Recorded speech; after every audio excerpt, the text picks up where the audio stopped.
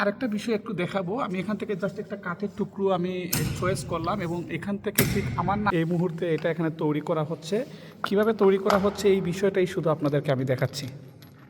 এটা আমার জন্য আমি মনে করব একটা সৌভাগ্য, একটা এক্সিবিশন হচ্ছে, ওই এক্সিবিশন হচ্ছে এবং এখানে আমার নামটা নিয়ে লেখা হচ্ছে। শুভ। This one.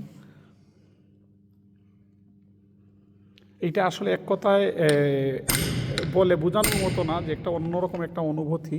আমার নামটা এখানে একটা এক্সিবিশনে লেখা হবে এবং এটা এখানে রাখা হবে কাঠের টুকরার মধ্যে।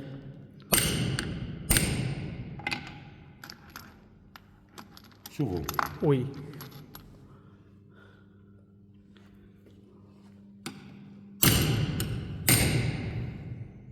Many many thanks. অলরেডি আমার এটা তৈরি হয়ে গিয়েছে। এটা জাস্ট আমি এটা দেখাচ্ছি আপনাদেরকে। আমি যে বিষয়টা বলছিলাম, এখানে যারা ভ্রমণ করতে আসেন বা এক্সিবিশনে দেখতে আসেন, তারা তাদের নাম তারা চাইলে ঠিক এইভাবে লিখতে পারেন এবং এখানে একটা ঐক্যের প্রতীক হিসেবে ধরা হয়। ঠিক এইখানে আমার নামটাও লেখা হয়েছে এবং এইটা ঠিক এখানে আমার নামটা রাখা হয়েছে। এটা আমার জন্য একটা অনন্য পাওয়াই আমি ধরে নিব, যে এরকম একটা জায়গাতে আমার একটা নামটা একজন বাংলাদেশি হিসাবে আছে।